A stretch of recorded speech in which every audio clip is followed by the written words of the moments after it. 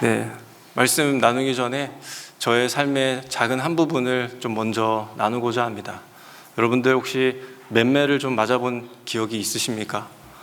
저는 좀 꽤 많이 맞은 편에 속합니다. 네, 뭐 맞은 거는 좀 헤아릴 수가 없고요. 요즘 같은 시대에는 그 애 잡는 소리가 계속해서 들린다. 그래서 아마 신고도 많이 당했을 법도 합니다. 저에게 있어 이 매라고 하는 것과 회초리, 그리고 또 가장 좀 인상에 남았던 것들 중에 하나가 바로 이 도구가 점점 진화되었다라고 하는 점도 좀 기억에 남습니다. 저의 죄질에 상응하는 맞춤형 도구, 저의 그 성장과 함께 이 죄가 계속해서 대범해지는 이에 맞서서 저희 아버지도 그 도구를 강화하셨습니다. 네, 그 사용한 그 도구에 대해서 제가 자세히 말씀드리면 저희 아버지의 체면이 좀 말이 안 되기 때문에 저희 아버지가 참 좋으신 분이라는 점을 좀 알려드리면서, 저희 아버지는 뭐 여느 아버지와 마찬가지로 처음에는 말로 하셨겠죠. 그러다가 말로 해서도 안 되고 저의 어떤 변화의 모습도 보이지 않고 또 절대 이게 말로 해서 안 될 사람이구나라는 것을 좀 알게 되시면서 아무래도 회초리와 몽둥이를 좀 드신 게 아닐까라는 생각을 해보게 됩니다. 네, 제가 뜬금없이 맞아본 경험을 말씀드려서 좀 그렇지만, 제가 처음에 이사야서를 이렇게 접해서 읽을 때에 참 읽기가 괴로운 성경 중에 하나였던 것이었습니다. 이스라엘은 맨날 그렇게 박살나는 그런 소리가 나고, 맨날 깨지고, 맨날 혼나고, 맨날 그 경고의 메시지를 듣는데, 그것도 매번 다른 경고의 메시지로, 어떻게 하나님은 그렇게 골고루 풍부하게 그 이스라엘에게 그 메시지를 전할 수 있을까? 참 무섭기도 했습니다. 그리고 맞는 입장을 잘 이해하는 저로서는 이스라엘 좀 그만 좀 이제 맞았으면 좋겠다.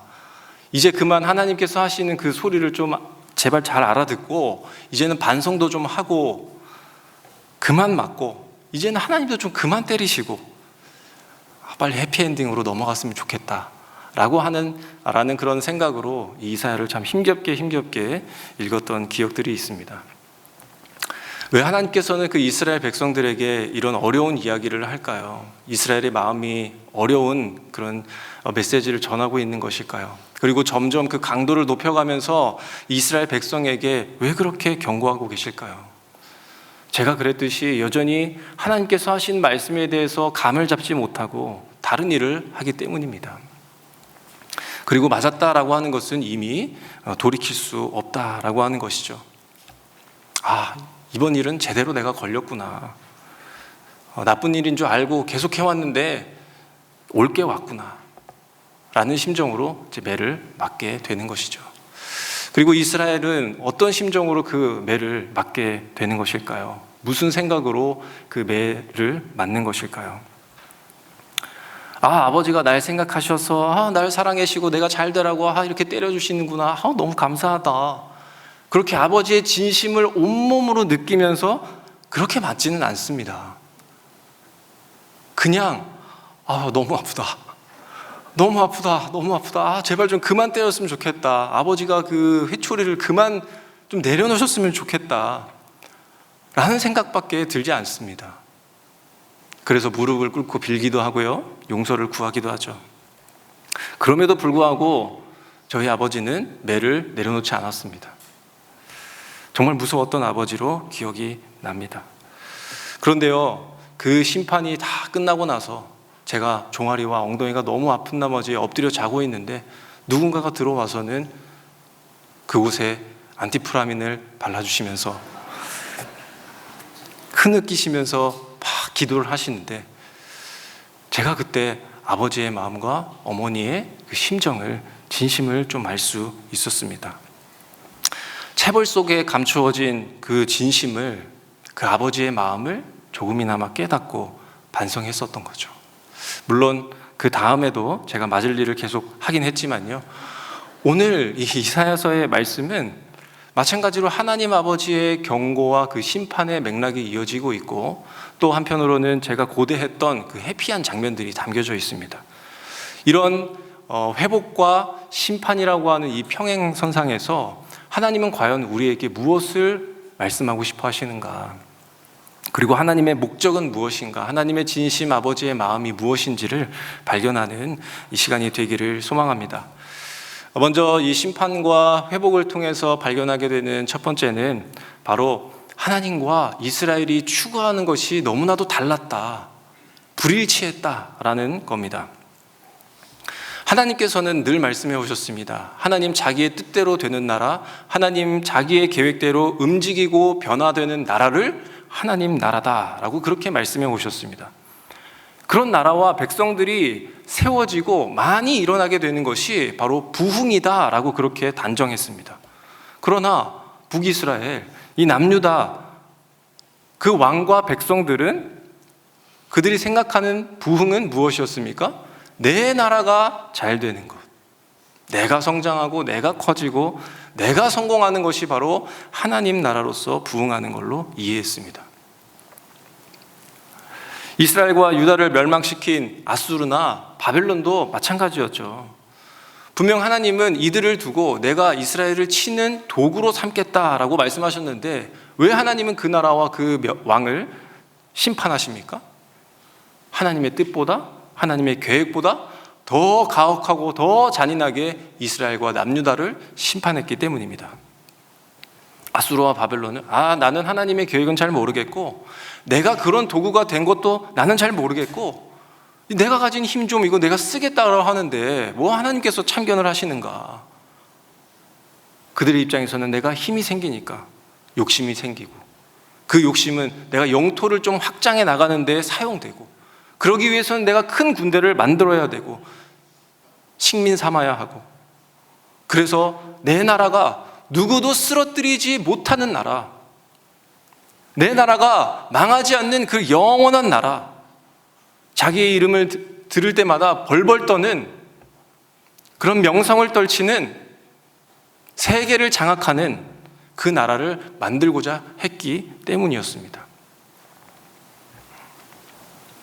하나님이 추구하고 생각하시는 그 뜻과 계획과 나라와 백성들의 모습이 일치하지 않았기 때문이죠. 이스라엘이나 유다도 마찬가지입니다. 그들이 광야에서 오랜 시간 훈련받았습니다. 그리고 바깥으로 출범하기 전에 하나님께서 한 가지만 얘기하셨습니다. 그래, 너희들 다른 거 없다. 내가 너희들에게 알려준 그 거룩함 하나를 잘 챙겨라 라고 그렇게 말씀하셨는데 그들이 낯선 이방 땅을 밟자마자 어떻게 되었습니까? 그들의 풍부한 곡식이 눈에 들어왔습니다. 그들의 농사법이 그들의 눈에 들어왔습니다. 그들이 입은 화려하고 예쁜 옷들이 자기들의 눈에 들어왔습니다. 그리고 이방 여자의 아름다움이 자기 마음속에 들어왔고요. 또 그들이 섬기는 이방 신들에게 매료되면서 그들의 마음과 그들의 생각 속에는 이게 잘 되는 모습이구나. 저게 잘 사는 모습이구나. 삶이 부흥하는 모습이구나. 그런 생각들로 장악되었었죠. 이 모습이요, 현재까지도 지금 이스라엘에게 경고하고 있는 이 이사야의 메시지, 그러니까 선포되는 그 순간까지도 계속해서 이 모습을 유지하는 바람에 이 무서운 하나님의 경고와 심판이 주어지게 된 거죠. 너희들은 하나님의 백성이라고 하면서 꼭 하나님이 없는 듯이 사는구나.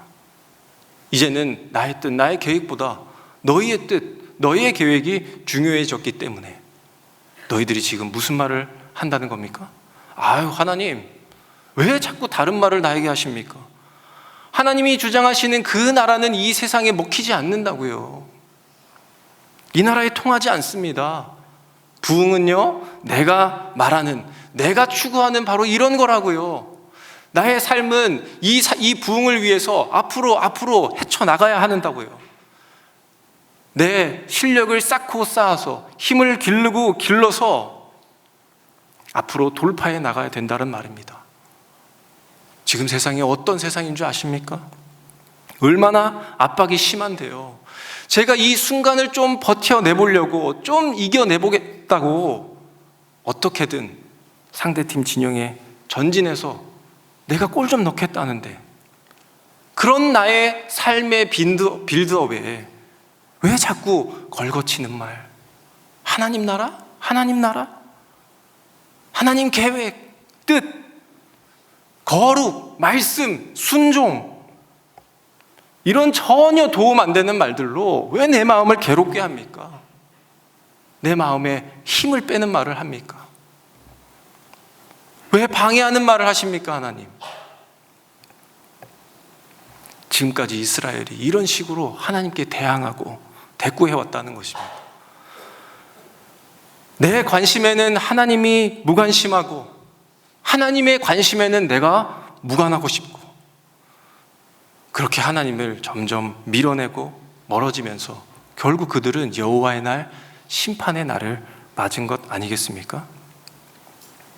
그래서 이 심판을 통해 또 일어나는 회복을 통하여 내비추시는 그 하나님의 목적은 무엇이겠습니까?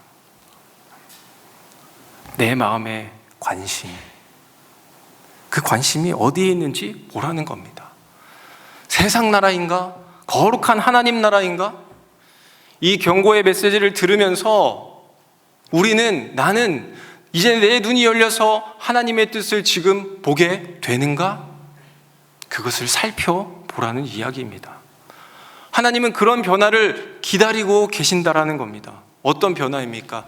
주어진 어려움 속에 하나님, 그리고 하나님 나라, 하나님의 계획과 뜻, 그 말씀을 지키는데 방해되는 것을 하나님 알게 하여 주십시오.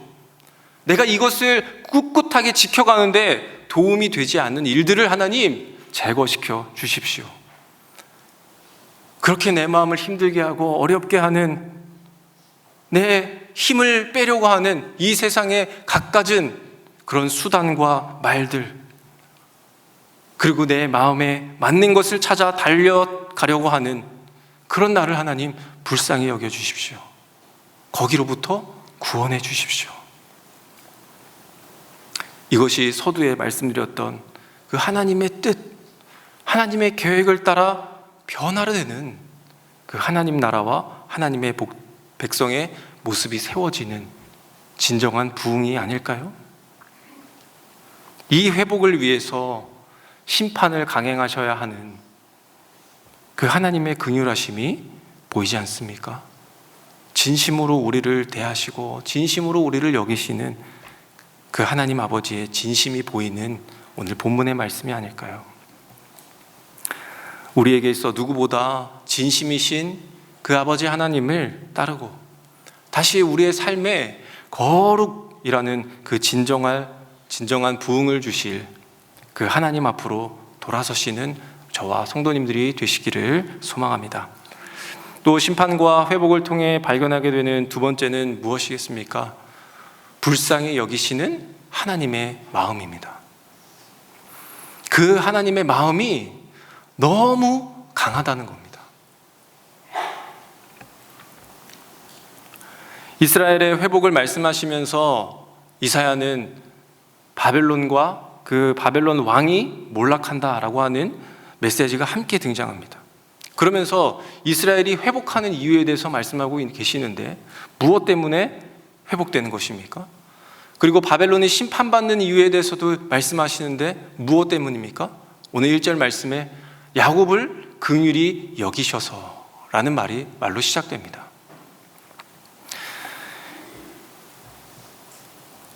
하나님께서는 이스라엘 회복하신 이유가 그래도 이스라엘이 아무리 못나도 내 자식이니까 내가 용서해 준다, 그런 이유가 아니죠.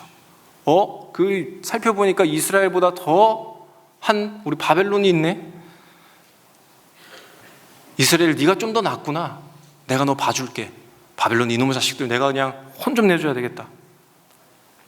그렇게 이스라엘을 회복시키고 바벨론을 심판하시는 그런 그림이 아닙니다. 이스라엘의 회복은 하나님의 긍휼히 여기시는 마음 때문입니다. 자기 백성을 불쌍히 여기셔서 그렇다는 겁니다. 바벨론의 심판도 마찬가지입니다. 이스라엘을 불쌍히 여기시는 마음으로 바벨론에게 심판을 내리신 겁니다. 하나님이 백성의 무엇을 불쌍히 여기셔서 그랬던 것일까요? 우리는 이사야서 7장 말씀에 나오는 그들의 역사를 잠깐 살펴보아야 하고 알아야 하겠습니다. 북이스라엘이요, 아람과 동맹을 맺고 남유다를 쳐들어가려고 합니다. 왜 그렇습니까? 그때 대세 중인 대세, 바로 아수르가 서쪽으로 계속해서 침공해 오는 것입니다. 그렇게 진군하면서 강력한 세력으로 딱 자리를 잡아가고 있었던 것이죠. 그런데 북이스라엘이 그 영향력을 막으려고 남유다에게 동맹을 요청합니다. 도와달라고 부탁합니다. 그러나 남유다는 그것을 거부하죠. 왜 그렇습니까? 남유다의 왕이 곰곰이 생각해 보니까 지금의 대세는 아수르다라고 하는 것을 알았기 때문입니다. 대세를 따르기로 선택했던 것이죠. 친아수르, 외교와 정치의 문제를 가지고 문제로서 그 입장으로서 이 일들을 해결하려고 했습니다. 이사야가 이것을 알고요, 뜯어 말렸습니다. 너희가 아수르를 지금 의지할 게 아니다. 하나님을 의지해라. 그렇게 강력하게 이야기했지만 지금 남유다 자신들이 느끼기에는요, 지금 아수르가 얼마나 강하냐면 이거는 하나님도 어떻게 하지를 못한다. 그런 막강함을 이 남유다가 느꼈을 것입니다. 그래서 그 결과가 어떻게 됐나요? 아수르는 아람의 수도를 완전히 함락시키고 북이스라엘의 멸망을 가져오고 그들 모두를 자기의 속국으로 만들었습니다. 그리고요, 그 이스라엘을 더 망가뜨렸습니다. 더 엉망으로 만들었습니다. 어떻게 해요?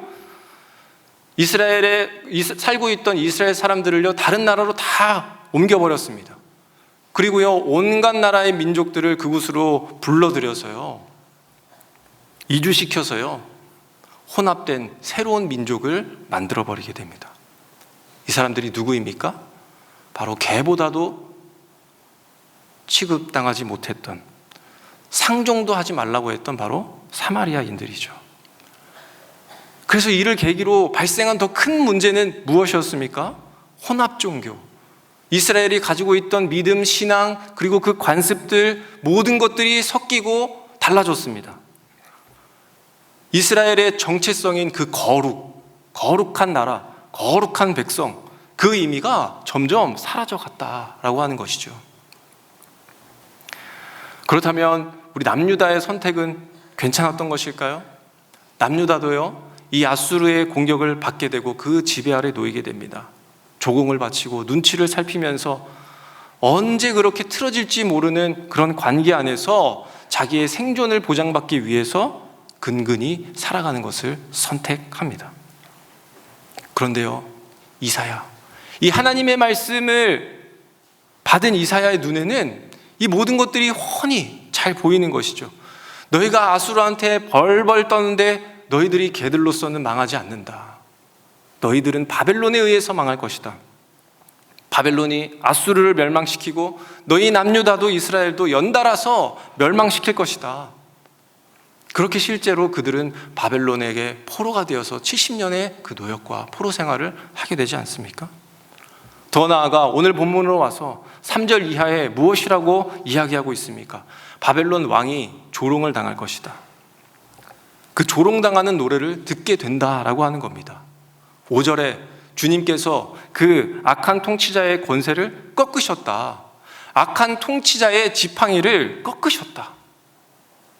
그 영원할 것 같았던 그 바벨론이 무너진다라고 하는 겁니다.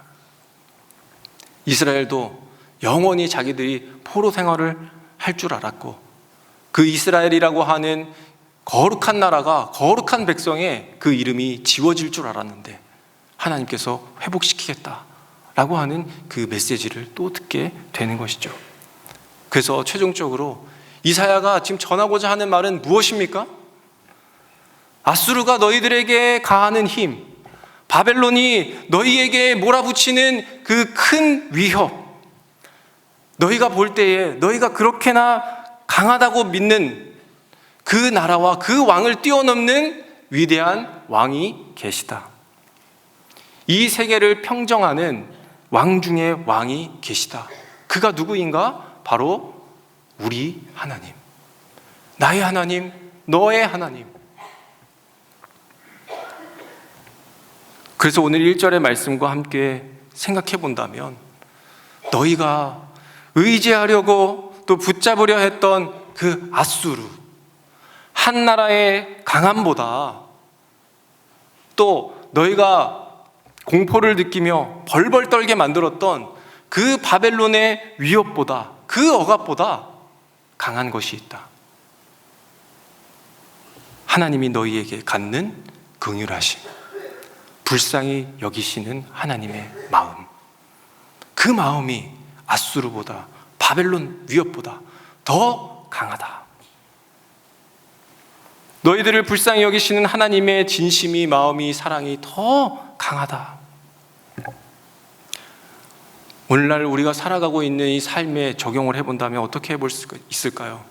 내 삶에 불어닥친 모든 어려움과 압박이 있습니다. 갖은 문제와 위협들이 도사리고 있습니다. 그런데 그럴 때마다 나의 결정은, 나의 답은 그것들에게 무릎을 꿇고 눈치 살피고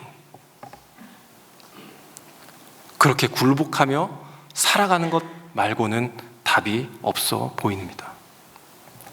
나는 그렇게 해야 해결될 것 같은데, 그런 나에게 보여주시는 하나님의 그 미래는 무엇이었습니까? 바벨론이 꼬꾸라지는 모습, 의지하려는 것들이 꺾이는 모습, 그 위협들이 망가지는 모습, 부러지는 모습, 그것들을 보여주시는 겁니다. 무엇이겠습니까? 내가 마주하는 모든 고난과 문제들보다 하나님께서 나를 불쌍히 여기시는 그 힘이 훨씬 크다는 겁니다. 내 인생에 찾아오는 모든 시련과 도전보다 하나님이 우리를 불쌍히 여기시는 그 힘이 더 강하다는 사실을 우리에게 전하고 있는 것입니다. 우리가 이것을 무엇이라고 부르면 좋을까요? 소망입니다. 이 소망이 있을 때에 우리의 삶에 극복할 힘이 생기는 것이고요, 이 소망이 우리에게 다시 일어날 때에 우리는 우리의 주어진 삶을 살아낼 수 있는 그 자신감이 생기는 것이죠. 그렇게 해서 내 인생에 확신이 서게 되는 것이지, 세계관 최강자에게 빌붙는 것, 최종 포식자의 강력함에 붙는다고 해서 내 삶에 확신을 가지고 살아갈 수는 없는 것입니다.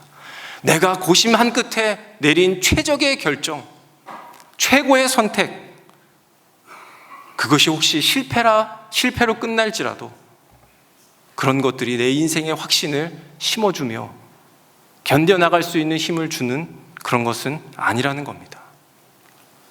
그런 것들의 미래는 무엇입니까?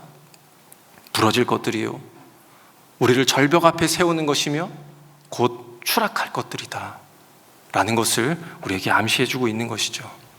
그렇다면요, 우리는 그 어떤 무엇으로 내 삶을 결정짓는 수단과 도구로 삼아야 되는 것일까요? 하나님입니다. 말씀입니다. 너무나 당연한 소리를 해서 또 실망하신 거 아닐까요? 이 말은 무슨 말입니까? 하나님이 우리를 결정지어야 한다는 것입니다. 하나님의 말씀이 우리의 삶의 중심이 되어야 합니다. 내 인생이 지금요 발등에 불이 떨어질 만큼 급박해졌습니다. 나의 생존이 위협받고 있습니다. 그래서 내 눈에는 다른 것이 보입니다. 다른 것을 붙들고 싶어 합니다. 그런 유혹 속에서도 하나님이, 말씀이 내 삶에 결정짓는 그런 기준으로 삼아야 된다는 것을 보여줍니다. 내 힘이 약합니까? 내가 부딪혀야 할 대상에 비해서 나는 너무나도 힘이 약하다고 느끼십니까? 그러면 우리가 힘을 기르면 나아질까요? 실력을 쌓으면 괜찮아질까요? 내가 악착같이 모으고 아끼고 모은다면 우리의 삶에 주어진 대부분은 어느 정도 해결할 수 있을까요? 월드스타 B가 그런 말을 하더라고요. 자기가 버티고 버텨서 기회를 얻었다. 그리고 그 기회를 잘 탔다. 그래서 내 삶의 어려운 순간들을 극복했다. 기다려라. 버텨라. 이런 말을 자기 후배 가수에게 해주더라고요. 한편으로는 공감이 갑니다. 맞아, 버텨야지. 뭐 다른 게 답이 있나? 그런 공감이 있었지만 한편으로는 그렇게 해서 몇 명이나? 얼마나 많은? 우리의 삶에 산더미처럼 쌓여있는 그런 문제를 우리가 하나하나 다 버텨나갈 그런 힘은 우리에게 없습니다. 그거를 마주할 우리의 마음의 넉넉함이 없는 것이죠. 그런 삶의 문제 앞에 우리의 마음은 늘 괴롭기만 합니다. 우리는 좌절할 뿐입니다. 그럴 때 우리의 마지막 질문은 무엇입니까? 그러면 이제는 나는 어떻게 해야 되는데? 그 질문 앞에 서 있는 우리에게 오늘 말씀을 통해서 하나님께서 무엇이라고 이야기하고 있습니까? 하나님의 주권, 하나님의 말씀, 어떠한 문제와 위협보다 큰 하나님의 긍휼하심, 그것을 우리에게 주장하고 계시다라는 겁니다. 내 삶에 펼쳐진 모든 상황, 견디기 힘든 내 삶의 무게와 크기, 그런데 하나님은 그 크기보다도 훨씬 더 큰 긍휼하심으로, 그것보다 훨씬 더 무거운 우리를 아끼시고 사랑하시는 마음으로 우리의 인생을 다루어 가실 것을 하나님께서는 말씀하고 계신 것입니다. 이 사실을 믿으시기를 부탁드립니다. 이 소망이, 내 확신이, 이 확신이 내 인생을 일어서게 만들고요, 상황을 바라보지 않고 상황을 통제하시고 통치하시는 하나님을 더 바라보게 만든다라는 이 놀라운 사실을 아시기를 부탁드리겠습니다. 이미 우리 인생에 분명하게 말씀하시는 그 하나님을 바라보시는 성도님들이 되시기 바랍니다. 하나님의 말씀이 내 확신이 되는 삶, 내 현재를 결정하는 그 수단이 되어서 어려움 앞에 있지만 담대함으로 나아가시는 우리 성도님들이 되시기를 바랍니다. 마지막 세 번째로 오늘 말씀에 등장하는 이 회복과 심판을 통해서 우리가 발견하게 되는 세 번째는, 그 심판은 우리를 끝내시려고 하는 것이 아니라 다시 시작을 준비하시는 하나님의 마음, 그 하나님을 발견하게 된다는 겁니다. 바벨론에 있어서 심판받는 가장 큰 이유는 무엇이었습니까? 우상 숭배였습니다. 이사야서 21장 9절에 그렇게 이야기하고 있습니다. 조각한 신상들이 모두 땅에 떨어졌다, 모두 박살이 났다 라는 것이죠. 그 바벨론의 주신은 마르둑이었습니다. 벨이라고 하는 신입니다. 그 벨이라고 하는 신은 주인, 창조자, 질서의 신이라고 하죠. 그래서 왕이 무엇입니까? 왕은 이 신의 대리자 역할을 한다라고 그렇게 믿도록 만들었습니다. 왕이 자기를 신격화하기 위해서 만든 신이죠. 그런데 이사야서 46장 1절에 이 벨이 엎드려졌다, 그들이 섬기는 다른 신 느보가 구부러졌다라고 그렇게 이야기합니다. 하나님이 그 신들을 무너뜨린 것이죠.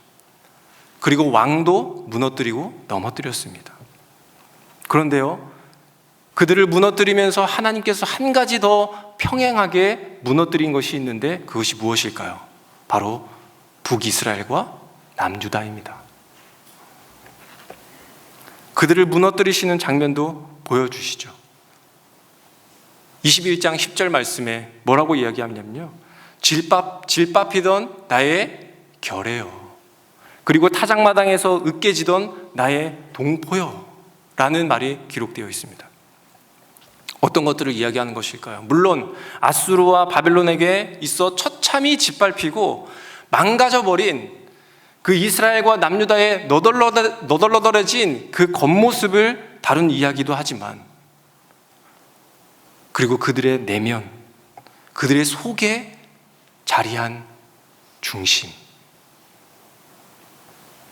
하나님을 대신했던 모든 것들, 그 우상들을 어떻게 다루어 가셨는가, 그것도 함께 보여주시는 부분이죠. 이스라엘 백성들도 오늘 우리와 같은 생각을 했을 것입니다. 야, 나 이거 놓치면 이제 내 삶에 앞으로 헤쳐나갈 힘이 없을 텐데, 내가 쌓고 쌓아야, 그리고 높고 높아져야 내 삶이 다른 누군가에 의해 정복당하지 않을 텐데 라고 믿었던 것들, 내가 많아지고 내 몸집이 다 커져야, 내 마음이 안식을 얻어 내 마음이 풍요로워져야 내가 여유로운 시선으로 하나님을 바라볼 것 아닌가 라고 여겼던 희망, 그것을 하나님이 지금 함께 바벨론과 무너뜨리고 계시는 것입니다. 놀랍게도요, 이스라엘이 그 무너지는 것을 경험하면서 뭐라고 생각하며, 뭐지? 야, 내가 이거 놓치면은 내 인생 끝날 줄 알았는데 아니구나. 말끔히 정리된 그 가운데에 확실하고 선명하게 보이는 단 한 가지가 보인다는 것이죠. 하나님. 더 선명하게 하나님을 보게 될 그 기회를 이 이스라엘이 붙잡게 되었다. 그것이 회복 아니겠습니까? 놀랍게도 이 계기가 삶의 위협과 문제들로부터, 또 불쌍히 여기시는 그 하나님의 긍휼로서 다시 시작되는, 다시 회복되는 그 기회를 갖게 하셨다. 이 일들을 오늘 말씀을 통해서 보여주고자 하시는 것입니다. 그래서 우리에게 찾아오는, 이스라엘에게 찾아오는 삶의 변화는 무엇이었습니까? 아, 하나님이 이걸 원하시는 거였구나. 아, 내가 하나님만 따르기를 원하셨구나. 아, 말씀이 내 삶을 결정할 게 못 된다라고 나는 이때까지 생각해 왔는데, 하나님과 그 말씀은 모든 것 위에 있구나. 무엇이겠습니까? 우리에게 주어진 본연의 삶의 내용, 그 삶의 내용을 다시 집중해서 살아갈 수 있도록 하나님께서 만들어 가신다라고 하는 겁니다. 우리의 끝을 향한 것이 아니라 우리의 시작을 다시 준비시켜 주시는 그 하나님의 마음, 하나님의 진심, 오늘 말씀을 통해서 알아가기를 소망합니다. 성도님들, 오늘 말씀의 결론은 무엇이겠습니까? 누구든지 하나님 무서운 줄 모르고 건방 떨고 까불면 혼난다, 깨진다, 망한다, 매 맞는다, 그런 거 아닙니다. 하나님 백성 괴롭히는 자는 누구든지 심판받는다, 그런 것도 아닙니다. 대적자에게 괴롭힘받는 너희 이스라엘 백성들아, 하나님의 자녀들아, 모든 것들을 끝낼 그 심판의 날이 올 때까지 버텨라. 걱정하지 말아라. 미리 감사해라. 미리 그 기쁨을 준비해라. 그리고 우리의 원수를 복수해 주시는 하나님의 시원한 그 심판의 이야기를 다루는 내용이 아니라는 겁니다. 이 모든 이야기가 분명 곧 일어날 일이다. 결코 이 일들에 대해서는 우연도 아니고 해프닝도 아니고 왕이신 여호와 하나님, 그가 분명한 뜻을 가지고 이끌어 가신다라는 겁니다. 모든 나라와 세상의 모든 흐름을 인도해 가시는 그 하나님이 계시다라고 하는 것을 선포하고 있는 내용입니다. 하나님이 어떻게 이끌어가고 계십니까? 야, 이스라엘아, 이 바벨론의 심판을 좀 바라봐라. 그들이 하나님을 흉내낸 그 우상들을 섬기고 자기를 신격화했던 그들의 범죄를 너희들도 함께 바라보며 너희의 우상도, 너희의 주인도 다시 제자리를 찾게 되는 그 죄를 좀 깨우치라. 제발 하나님을 힘써 알아라. 또 심판받는 바벨론은 어떻습니까? 바벨론아, 그 이스라엘을 회복시키는 하나님, 긍휼히 여기시는 그 하나님을 보아라. 누가 진정한 신인지, 섬길 자인지, 여호와인지, 구원자인지 그것을 제발 보고 알라. 돌아오라. 하나님은 이스라엘도, 아수르도, 바벨론도 누구 하나 빠짐없이 하나님의 뜻대로 되는 나라, 하나님의 계획에 따라 모든 백성들이 변화되기를, 돌아오기를 기다리고 계신다라고 하는 하나님의 진심입니다. 모두가 본연의 삶을 집중할 수 있도록 다시 그 인생을 준비시키시는 하나님, 시작할 수 있도록 도우시는 이, 긍휼히 여기시는 이가 하나님이다 라고 하는 사실을 꼭 기억하라는 겁니다. 말씀을 정리하겠습니다. 하나님의 뜻과 계획에 일치하는 삶을 사십시오. 거룩한 나라의 그 진정한 부흥을 꿈꾸시는 우리 성도님들이 되시기 바랍니다. 또한 우리를 불쌍히 여기시는 그 하나님의 마음이 우리에게 주어진 모든 문제와 큰 위협보다도 강하다는 것을 믿으십시오. 그 소망이 내 확신이 되시기 바랍니다.